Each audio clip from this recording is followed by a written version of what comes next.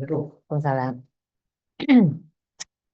Baik, hari ini kita melanjutkan topik kemarin. Jadi kemarin itu sampai anatomi ya, betul? Baik kelas C maupun D, betul ya? Kemarin itu Betul, Prof. ini ya, eh, apa dari anatomi. Baik,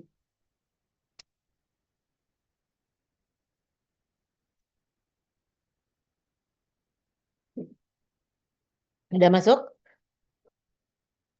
Sudah, Prof. Oke, baik, terima kasih responnya. Oke, jadi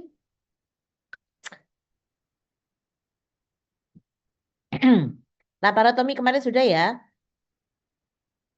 Sudah. Ya. Oke, baik. Jadi awal itu adalah adik melakukan eh, laparotomi, ya, seperti yang saya jelaskan.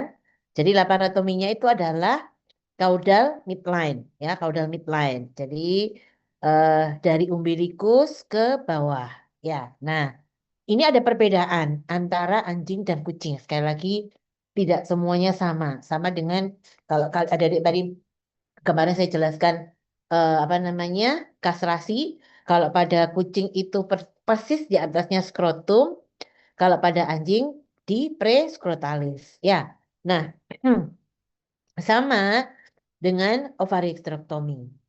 Jadi kalau pada kucing itu ovariumnya itu lebih ke arah kaudal, ya, lebih ke arah kaudal. Kalau kamu melakukan insisinya itu kalau pada anjing tidak perlu sampai pada umbilikus persis. Karena dia kan di kaudal. Ya kan? Kalau kamu sampai di kerannya benar dia gampang. Tapi kalau kamu nanti akan menemukan uterus, itu akan harus butuh insisi yang lebih panjang.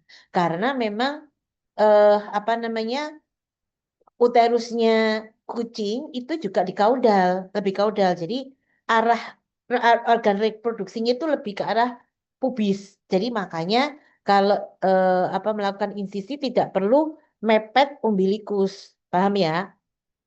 Karena nanti kalau kamu mepet umbilikus ya itu tadi butuh insisi yang panjang karena uterusnya itu kan di kaudal. Kalau kita agak ke depan kita akan kesulitan untuk mendapatkan uterusnya. Begitu. Jadi kalau pada kucing itu umbilikus, kemudian kita kasih jarak 2 jari, ya, baru kita lakukan insisi. Itu tempat insisi yang tepat pada kucing. Itu nanti kalian hanya sekitar 3 senti aja sudah bisa menjalankan apa namanya operasi OH itu dengan baik, ya, dengan mudah, ya. Nah, berbeda dengan anjing, kalau anjing itu lebih ke arah kranial, jadi diapalkan. Kalau kucing kaudal, anjing kranial. Oleh karena itu, maka insisinya untuk mendapatkan ovarium itu kita persis bawa umbilikus. Jadi kalau anjing itu persis bawa umbilikus, nggak ada jarak ya. Jadi misalnya ini adalah umbilikus, itu umbilikusnya langsung insisinya di bawah umbilikus persis ya. Nah, karena ovariumnya itu lebih kranial, maka uterusnya juga kranial. Makanya tidak perlu insisi yang sampai panjang. Sedikit saja. Sama 5 cm aja sudah bisa. Ya, itu. Nah, di insisi kemudian setelah di insisi, apa yang kalian cari dulu? Ini sudah dibuka. Kalian yang patokannya adalah kalian menemukan vesika urinaria. Ya, jangan lupa. Vesika urinaria. Vesika urinaria itu nanti di bawahnya itu pasti sudah ada uterus, ya, sudah ada uterus. Sehingga akan lebih mudah. Ini jangan disepelekan. Alah, kok bisa ini nemukan gitu. Kalau kucing kurus mungkin kamu gini aja bisa, tapi kalau gemuk itu agak susah. Karena nanti itu ada ketutupan lemak, ketutupan omentum, itu akhirnya agak susah, ya. Maka harus kalian temukan dulu VU-nya. Ini juga pengalaman pada saya menguji kakak kelas kalian koas, yaitu tadi hampir 1 jam ujian, dia belum menemukan uterusnya. Yaitu tadi karena terlalu menyepelekan kucingnya gemuk, ya dia nggak dapat dapat. akhirnya hampir saja nggak lulus kalau saya agak disiplin. Udah, kalau nggak karena syaratnya adalah menemukan uterus itu adalah 15 menit dari melakukan laparotomi, ya kan? Ternyata dia sampai 1 jam. Begitu saya cari kan ya langsung ketemu. Itu tadi karena saya selalu patokannya adalah mana itu vesikanya. Persis di bawahnya vesika. Pasti kalau kamu tarik sedikit gitu pasti akan ketemu, ya. Oke. Nah, setelah ketemu uterus, kamu pastikan lagi juga karena uterus yang besar itu mirip dengan usus. Takutnya adalah salah. Tapi kan nanti saya tarik ke atas, Prof. Itu tadi kan ada kayak bentukan apa namanya ovarium. Ovarium itu hampir sama dengan kelenjar mesenterika. Makanya harus kalian apa namanya cermati. Yang penting adalah kalau kalian sudah mendapatkan uterus, tarik ke atas, cari adalah before kasionya. Nah, kalau temu before kasio berarti itu adalah betul uterus karena usus tidak mungkin ada yang bercabang, ya, itu. Jadi sudah ketemu, oke, ini ya. Nah, terus kalian tarik, kemudian kita pasang klem. Ini ya, kita pasang klem. Klemnya itu boleh 2 klem. Jadi di caudal ovarium ini adalah kranialnya ya, sama kranial ovarium. Ini namanya two forceps tie. Nah, nanti ada three forceps tie. Ya, ada three forceps tie.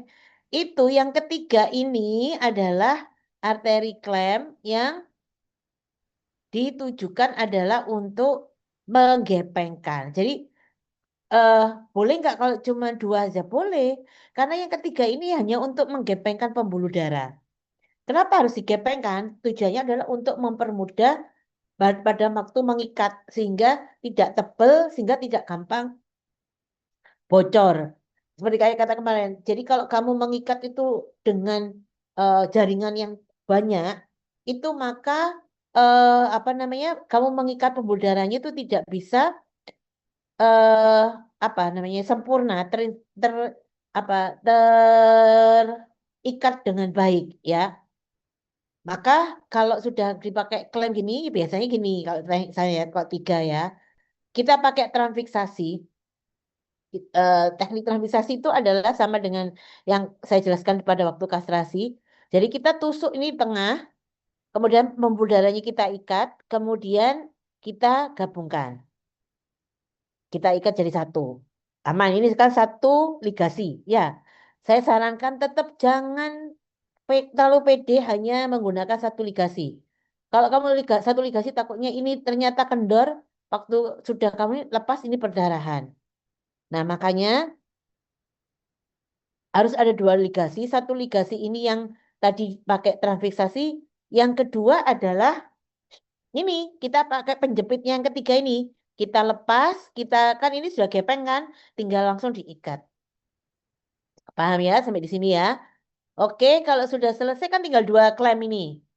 Seperti ini nanti ya gambarannya.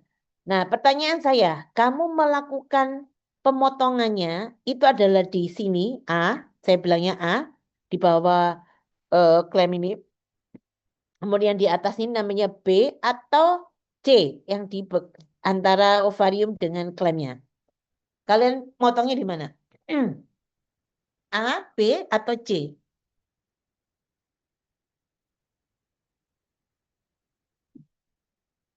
Ada yang bisa jawab?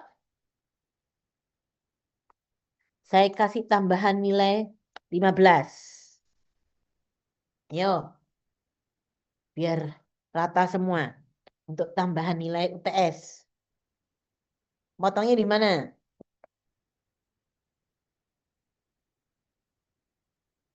A, sini, B atau C? Ada yang tahu?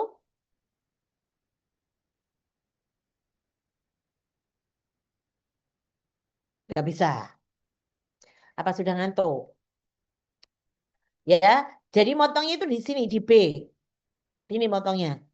Jangan lupa, ya. Nanti kalau ini sering sekali pada anak koas, akhirnya ujiannya dapat jelek. Karena salah motongnya. Seringnya adalah motongnya di sini. Motongnya di sini. Nah, kalau motongnya di sini, itu bahayanya apa?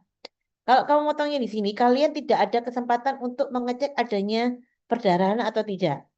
Ketika kamu potong di sini ya, potong di sini, misalnya kalau kamu tidak megangi, ini kan langsung kamu potong, dek, dia bisa langsung turun, masuk ke dalam, ya kan? Kecuali kalau kamu motongnya di sini, kemudian kamu tetap megang ininya tanpa diklem, boleh, tidak apa-apa. Jadi intinya adik-adik, kalau yang penting itu ada kesempatan kita itu untuk mengetes perdarahan, gitu ya. Nah, itu sudah kalau kamu di sini itu aman. Kamu potong jerat, ini kan masih kepegang oleh klem yang ini, ya kan? Nah, sudah nanti kamu tinggal ini kalau sudah dipotong, tinggal kamu pegang sisa jaringan ini dengan arteri klem, tapi jangan dikunci. Nah, ini baru klem yang ini dibuka. Tet. Nah, dibuka, kemudian kita tes perdarahan. Apakah ada kebocoran enggak? Kalau ada kebocoran biasanya ngerembes. Nah, kalau ngerembes tinggal tadi yang waktu kita megang pakai klem, klemnya diceklik, kemudian kita kuatkan lagi ligasinya. Gitu ya. Ada pertanyaan? Halo, ada pertanyaan? Belum ada, Belum Prof. ada, Prof. Sudah cukup jelas ya? Oke. Baik. Jadi ini nanti lakukan pada ovarium satunya ya dengan teknik yang sama. Nah, sekarang kita masuk ke uterus. Kita masuk ke uterus. Ya, kita masuk uterus. Ini tadi seperti saya katakan kemarin, boleh ada yang diklaim dulu, boleh yang diligasi dulu. Asal kalau kamu klaim ini kamu pastikan bahwa uterusnya tidak rapuh ya. Kalau saya sih biasanya juga saya ligasi dulu seperti ini ya. Nah, ini kan kesannya kan kayaknya itu kok dipotong dulu ya semuanya pertan belum diligasi. Nah, ini kalau saya sih tidak rekomendasi ya.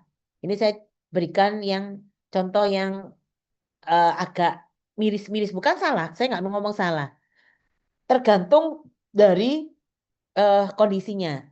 Oh, ini kalau ada metode ini dipotong dulu, itu biasanya dilakukan pada waktu kita melakukan OH pada kasus biometra. Kenapa ini harus dipotong dulu? Karena ini biometer ini kan berat nih ya. Nah, ngabot-ngaboti itu biasanya kita potong dulu. Tapi dengan syarat kalian harus memang yakin bahwa arteri klem kamu itu cukup besar dan kuat dan tidak dol. Kadang gini, kamu klem ternyata dia bisa lepas sendiri del, gitu kan ada ya yang dol gitu ya. Nah, ini padahal belum kamu ligasi. Oh, bisa nangis kamu ya. Jadi pastikan dulu. Kalau saya sih tetap biasa harus ligasi dulu, baru saya klem, baru potong. Ya, jadi ligasinya itu kalau pada uterus, kamu ligasi dulu arteri uterina dexter atau sinister, ya, diligasi dulu baru diputar. Kemudian sisi yang sini dulu lagi tusuk, ya, transfiksasi, diikat dulu, kemudian diputar, ya, tuh. Nah, kalau sudah dimasukkan. Nah, yang perlu diingat adik-adik, jarak antara sisa potongan ini dengan ligasi itu jangan terlalu pendek, jangan terlalu mepet, ya. Jadi misalnya ini ligasinya kamu pepetkan sini truk gitu, jangan.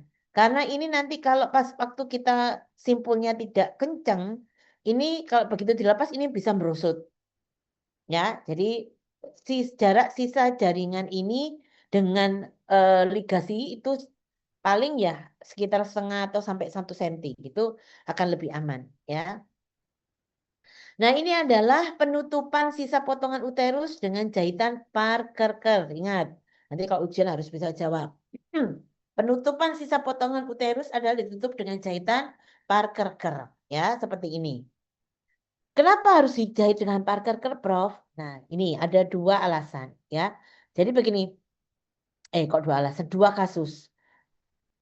Kalau ini kamu melakukan OH-nya pada kasus biometra, sisa potongan uterus ini kalian wajib untuk jahit marker. Karena apa? Karena jaringannya ini pasti akan ada sisa dan ini masih ada sisa nanah yang mengembang apa namanya bertahan di sini, ya. Nah, ketika kalau kamu tutup dengan marker, ini kan akan ngerembes. Nah, ngerembes masuk ke peritoneum kontaminasi peritoneum bisa menjadi peritonitis atau ke sekitarnya. Nah, itu tidak boleh. Atau bisa jadi namanya adesi, perlekatan karena kalau misalnya dia steril, nah ini gini, kalau pada OH, kalau OH pada individu normal nggak bunting atau nggak piometra gimana, Prof? Apakah harus juga di kasrah apa di Parker? Jawabannya adalah iya. Kenapa? Sama dengan piometra. Uterus ini kan kayak kelenjar ya. Jadi dia menghasilkan sekret ya. Nah, sekret ini ada yang namanya nanti menyebabkan inflamasi steril. Jadi dia itu steril, nggak ada infeksi karena dia tidak ada piometra. Tapi sekretnya ini akan menyebabkan perlekatan antara satu organ-organ lain dengan sisa potongan ini. Biasanya paling sering adalah dengan omentum atau dengan VU. Nah, akhirnya orangnya suatu ketika nanti 3 tahun atau 4 tahun berikutnya WA, dok ini kok tidak bisa pipis ya? Kok misalnya pipisnya juga berdarah ya dan agak susah. Nah, itu perlu dicermati bahwa ternyata ini lengkap dengan vesika sehingga akan mengganggu dari kontraksi VU-nya sehingga makanya kesannya dia kesulitan pipis, gitu ya. Paham sampai di sini? Oke, baik. Nah, sekarang adalah ovariohysterektomi melalui insisi flank pada kucing, ya. Jadi insisi flank ini biasanya dilakukan ketika abdomennya tidak bisa dilakukan insisi, misalnya dia menyusui sehingga eh, apa namanya abdomennya ini mengalami bukan inflamasi ya, pembesaran ya karena mamenya besar sehingga nanti kalau kita paksa itu lakukan di situ nanti akan terjadi apa perdarahan yang cukup besar ya itu. Nah, sudah dibuka sama di flank biasanya ya di sisi crack gitu. Nah, nanti langsung dicari ovariumnya. Dan kalau kamu pakai flank, mencari ovariumnya itu akan lebih cepat dibanding kalau kita melakukan pada midline. Ya, proses kesembuhan untuk kita mengisi pada flank itu juga cukup bagus. Nah, kekurangannya apa? Kekurangannya kalau di flank itu adalah ketika kalau kita nyukur itu kan botak sininya, pinggirnya. Botak sini. Nah, itu yang nggak disukai oleh owner. Kedua, kalau terjadi perdarahan karena kita miring begini, perdarahan tak gitu ya. Nah, untuk mencari sumber perdarahan itu agak susah dibanding kalau kamu melakukannya di flank, apa di mana midline. Itu ya. Oke, ini prosedurnya. Saya akan jelaskan komplikasinya sekarang. Komplikasi ovariohysterektomi. Satu, perdarahan ini macam-macam penyebabnya ya, misalnya ligasi arteri disertai traksi ini biasanya nak koas nih, mau apa namanya ligasi ditarik maksimal. Kadang saya itu sudah bilang hati-hati, nanti jepuk apa patah. Beneran, jentes mingkem, hah, Prof lepas putus, nah kayak gitu, ya. Jadi hati-hati, jangan ditarik secara maksimal ya. Kemudian kegagalan memperoleh ligasi secara cukup kuat. Jadi apa ligasinya iwil-iwil ya. Kemudian terlalu banyak jaringan yang diligasi, tadi saya katakan terlalu tebal sehingga tidak terisolasi pembuluh darahnya dengan baik ya. Kemudian kegagalan dalam menyertakan arteri di dalam ligasi. Kemudian ujung potongan yang terlalu dekat dengan ligasi. Tadi saya katakan, kalau potongnya terlalu dekat, ini misalnya ini ya, sisa potongan, kamu dekat segini, ini nanti benangnya bisa lepas. Ya. Kemudian komplikasi yang kedua adalah bisa terjadi desensi. Apa itu desensi? Desensi itu adalah terbukanya jahitan dari abdomen yang menyebabkan adanya apa? Ter, terbukanya jaringan pada yang apa namanya laparotominya ya itu kalau yang ada keluar usus dan sebagainya namanya eviscerasi ya. Nah, dehiscensi ini biasanya seringkali terjadi pada hari keempat dan hari kelima. Kenapa? Gini ya adik-adik, karena hari keempat dan kelima ini lagi banyak-banyaknya inflamasi. Kita tahu sendiri inflamasi itu dibutuhkan untuk proses kesembuhan. Tapi kalau berlebihan, inflamasi itu akan mengganggu. Ya, misalnya inflamasi itu dipicu oleh apa? Biasanya inflamasi itu dipicu oleh satu eh, gerakan yang berlebihan. Tek tek tek tek terus gini ya, dia lari-lari, jenggong-jenggong ya. Nah, itu akhirnya apa?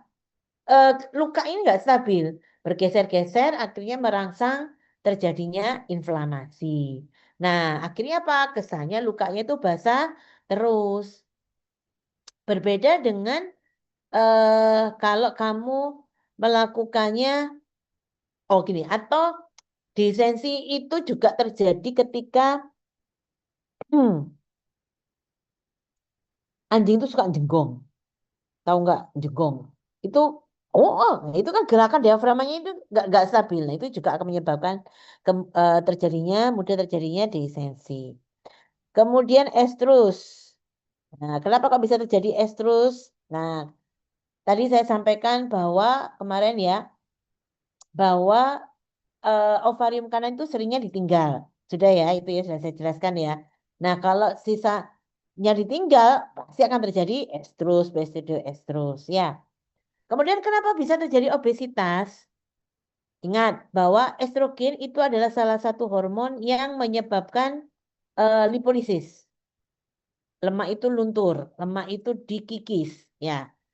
Nah, kalau ini sudah terjadi pada kucing yang kamu ovarysterektomi, berarti kan estrogennya hilang, ya kan?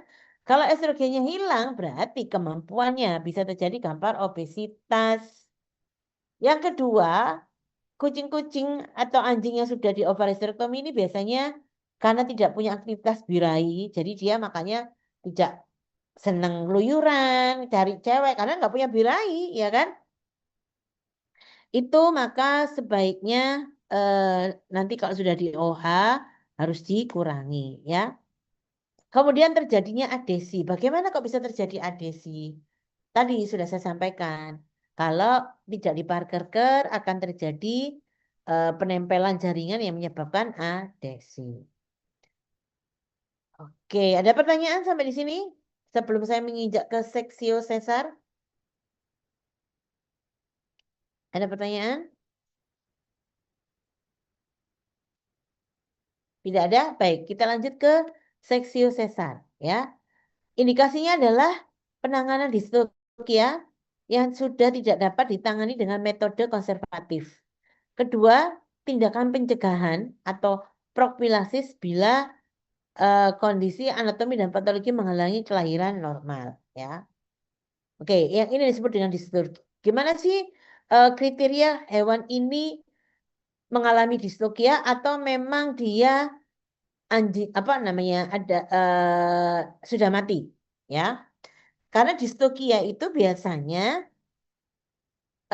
dia kesulitan melahirkan yang menyebabkan nanti harus ada kerjasama dengan dokter yang di klinik, yaitu karena ada biasanya ada perawatan dan sebagainya, ya. Nah, dari distokia adalah kesulitan melahirkan.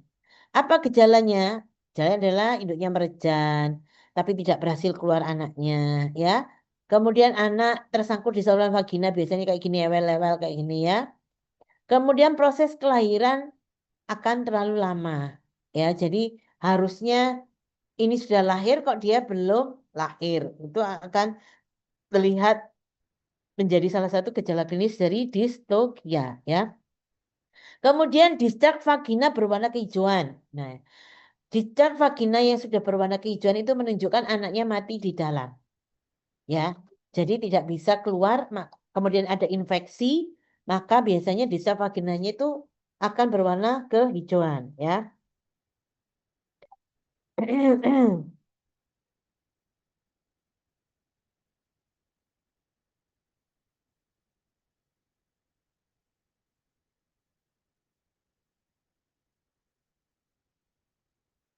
Oke. Kemudian eh ini proses kalian terlalu lama di vagina berwarna kehijauan. Oke, baik. Kemudian ini pemeriksaan fisik, ya.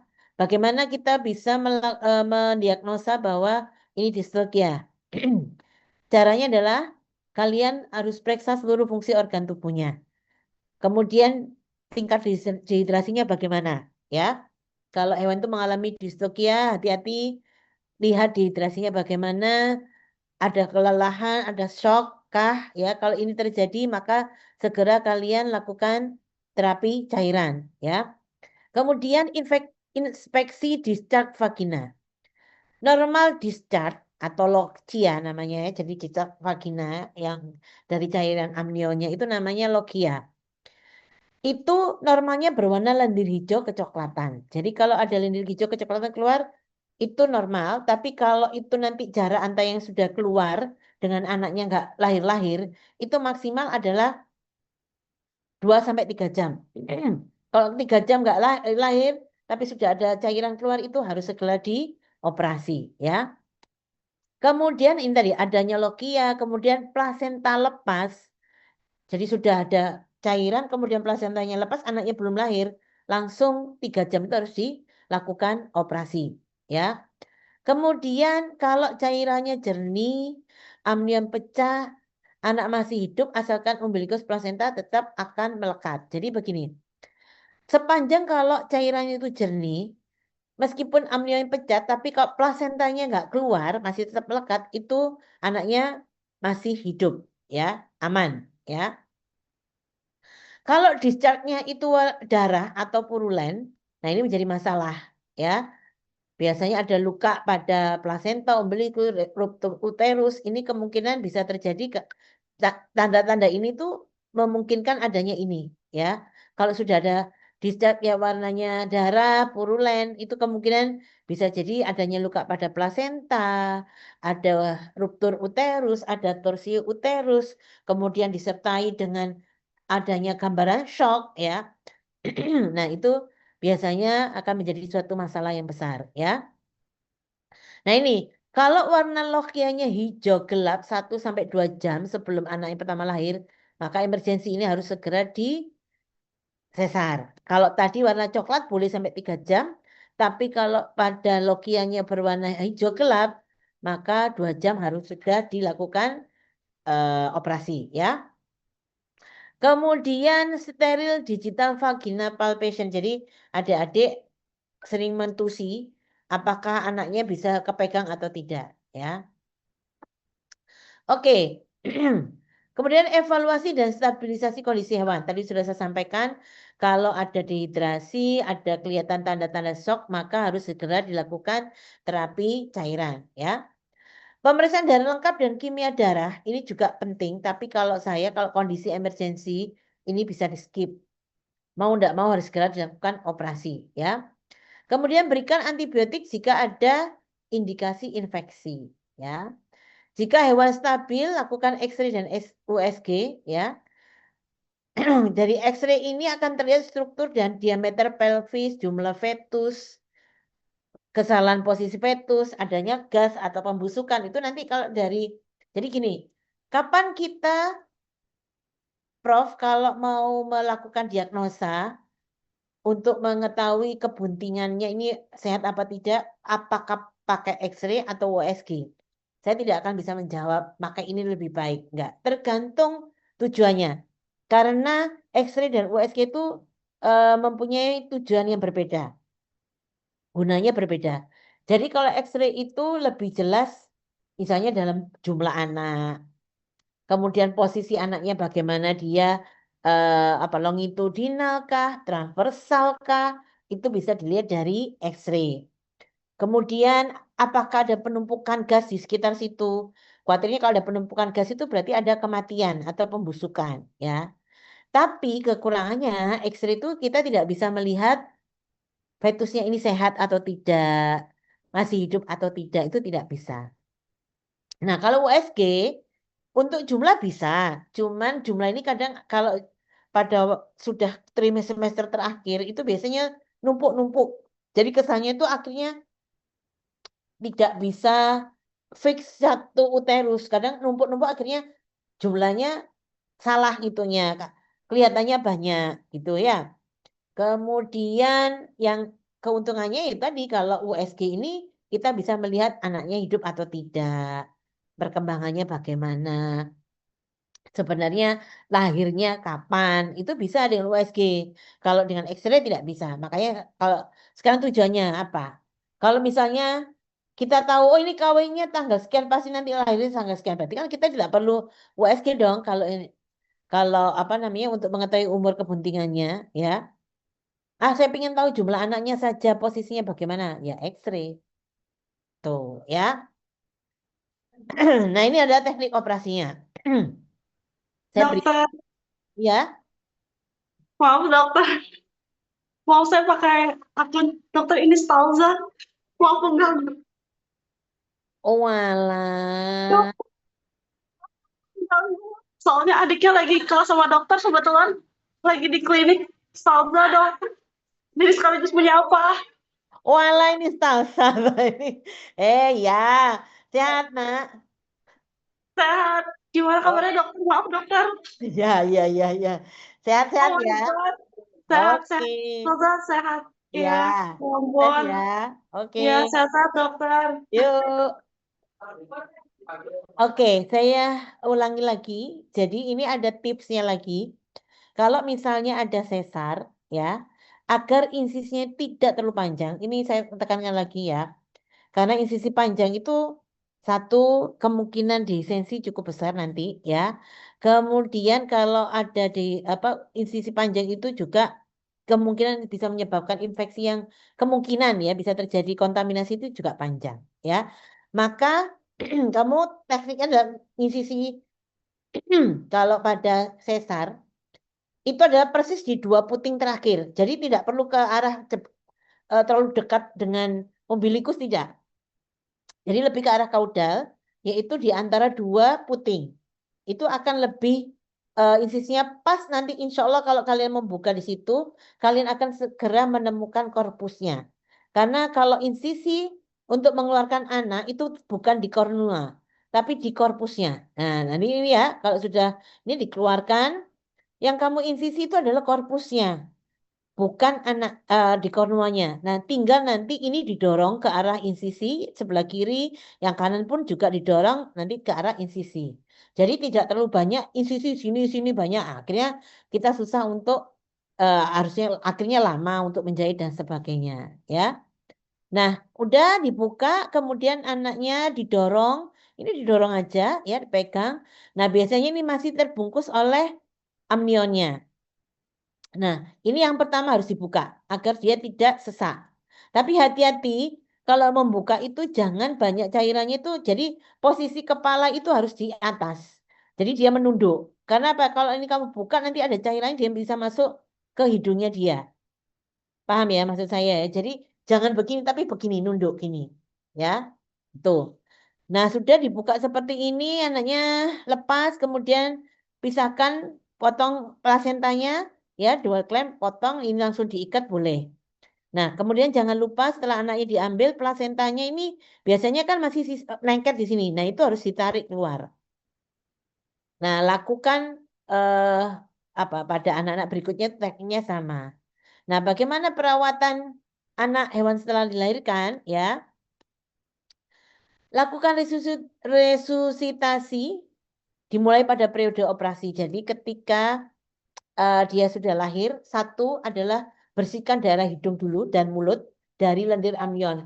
Itu boleh kalian suction atau bisa pakai sepet. Sepet 1 cc itu bisa untuk nyedot eh, cairan yang ada di hidung, ya. Kemudian dari mulut itu juga bisa disedot, ya. Atau kalau memang banyak sekali cairannya, itu boleh nanti ada teknik itu di begini kan. Jadi apa diturunkan kepalanya di bukan dibanting ya. Jadi kayak di ngek ngek itu nanti dia akan keluar cairannya ya. Kemudian gosok-gosok bulunya. Selain untuk mengeringkan badannya, gosok-gosok itu bisa menstimulasi respirasi dan jantung ya. Maka cara gosoknya tapi jangan asal. Gosoknya itu berlawanan dengan arah bulu. Jadi ke arah kepala. Gosok. Tapi pernah ya jangan sampai wow, itu ada yang sampai dulu tuh anak koas tuh semangat banget menggosoknya. Akhirnya lecet. Nah itu tidak boleh ya. Kemudian tiup bagian mulut dengan gas atau mouth to mouth jika tetap tidak bernafas. Jadi kalau tidak ada nafas, dihisap itu mungkin cairannya terus kita kasih oksigen, ya. Kalau saya mouth to mouth tidak mau, ya. Kemudian jika stabil potong umbilikus dan beri betadine. Sudah selesai. Periksa adanya cacat lahir atau tidak, ya. Kemudian anak itu kalau sudah nangis, sudah sehat, letakkan ke inkubator, kita kerjakan yang lain. Nah, ini saya katakan tadi, ini adalah salah satu teknik untuk mengeluarkan cairannya. Ya. Nah, ini plasentanya boleh dikasih antibiotik, ya. Nah, ini saya katakan mouth to mouth, dibuka begini, terus kita tiup. Gitu, ya. Kalau saya kasih oksigen aja, cukup. Ya. Oke, itu tadi perawatan anak. Bagaimana perawatan induk pos operasi? Sama, ya. Diinfus, kemudian kasih analgesik, berikan obat anti mutah, kemudian nutrisi juga harus ditingkatkan komposisinya, yaitu yang paling tinggi yang paling bagus adalah tinggi protein, kalori dan kalsium. Kenapa kalsium ini juga penting, terutama kalau adik-adik yang harus diperhatikan adalah ketika kalau kita menangani kelahiran harus diberikan cepat kalsium, ya. Karena kalau tidak nanti akan induknya ini akan mengalami kejang. Akan terjadi hipokalsemia. Itu yang harus diperhatikan, ya. Tahu kan hipokalsemia dahulunya karena yaitu tadi karena orang kalau menyusui bunting itu kebutuhan kalsiumnya tinggi.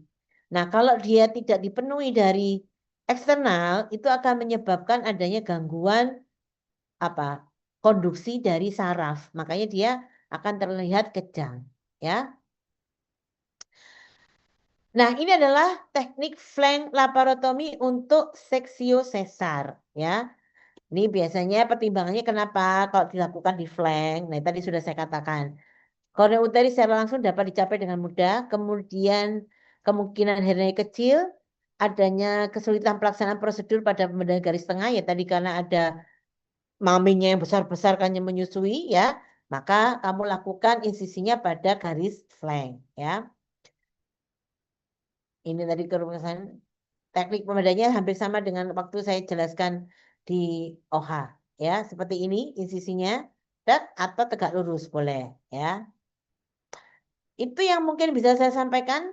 Ada pertanyaan? Ada pertanyaan?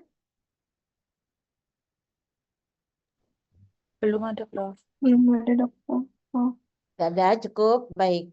Untuk absensi, ini saya tidak membuka absensi ya, Dek, karena nanti kalau saya buka absensi nanti lebih dari 14. Nanti tidak cukup dengan dosen yang lain. Begitu. Kalau temanmu kemarin, ini ada yang siapa yang hadir hari ini tapi belum presensi kemarin? Saya dokter. Nanti diumumkan di Komting ya, nanti saya catat. Gitu nanti kalau bisa saya masukkan nanti saya absenkan. Ya. Nanti disampaikan ke Komtingnya ya. Baik dokter. Oke. Paham ya. Jadi nanti disampaikan ke Komtingnya nama-nama yang hari ini hadir tapi kemarin belum absen. Begitu ya. Oke, baik. Kalau tidak ada pertanyaan, saya akhiri kuliah hari ini. Terima kasih atas perhatiannya. Wassalamualaikum warahmatullahi wabarakatuh. Mohon izin ya. Waalaikumsalam. Warahmatullahi wabarakatuh. Terima kasih Terima kasih banyak.